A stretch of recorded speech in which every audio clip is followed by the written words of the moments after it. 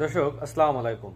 ঢাকা বিশ্ববিদ্যালয়ের কেন্দ্রীয় ছাত্র সংসদ নির্বাচন ডাকসু, সেখানে ভিপি পদে কে জয়ী হবেন এটা নিয়ে প্রায় 991 জন শিক্ষার্থীদের ভিতরে একটি জরিপ করা হয়েছে যে তারা কাকে ভিপি হিসাবে দেখতে চান। জরিপটি করেছে সোচ্চার টর্চার ওয়াচডগ বাংলাদেশ, একটি আমেরিকান সংস্থা। তারা জরিপটি করেছে। আমি হুবহু ডেইলি ক্যাম্পাস থেকে আপনাদেরকে পড়ে শোনাচ্ছি। ঢাকা বিশ্ববিদ্যালয়ের কেন্দ্রীয় ছাত্র সংসদ ডাকসু নির্বাচনের সহসভাপতি ভিপি পদে ছাত্র শিবির সমর্থিত ঐক্যবদ্ধ শিক্ষার্থী জোটের প্রার্থী সাদিক কায়েম এগিয়ে রয়েছেন বলে এক জরিপে উঠে এসেছে।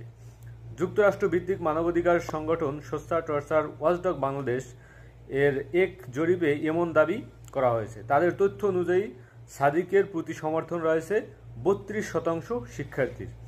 আর অন্যদিকে স্বতন্ত্র যেসব প্রার্থী রয়েছে সেই প্রার্থীর ভিতরে প্রার্থীদেরকে সমর্থন দিয়েছেন 22% শিক্ষার্থী এবং ছাত্রদলের আবদুল ইসলাম খানকে 7% সমর্থন করেন।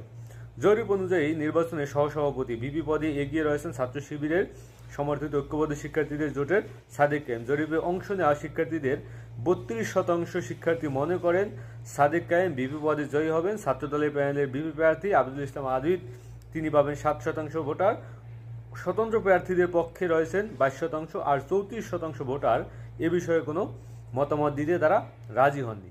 ভিপি পদে মতামত না জানানোর ভোটারদের মধ্যে নারী রয়েছেন 54% আর পুরুষ শিক্ষার্থীদের মধ্যে এর হার রয়েছে 24%।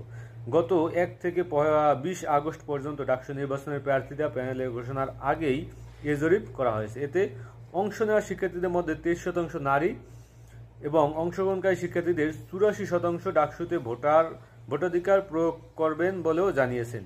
মানে ডাকসু প্রায় যেসব ভোটার আছে তার ভিতরে 33% হলো নারী ভোটার।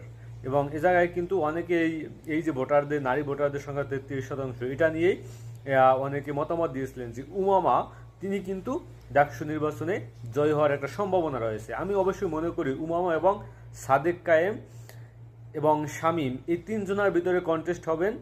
উমামা এবং সাদেক কায়েম খুব কাছাকাছি ভোট পেয়ে তারপর যে কেউ জয়ী হতে পারেন, কিন্তু সাদেক কায়েমের জয় হওয়ার সম্ভাবনা বেশি, এটা আমি অনেক আগেই একটা ভিডিওতে বলেছিলাম।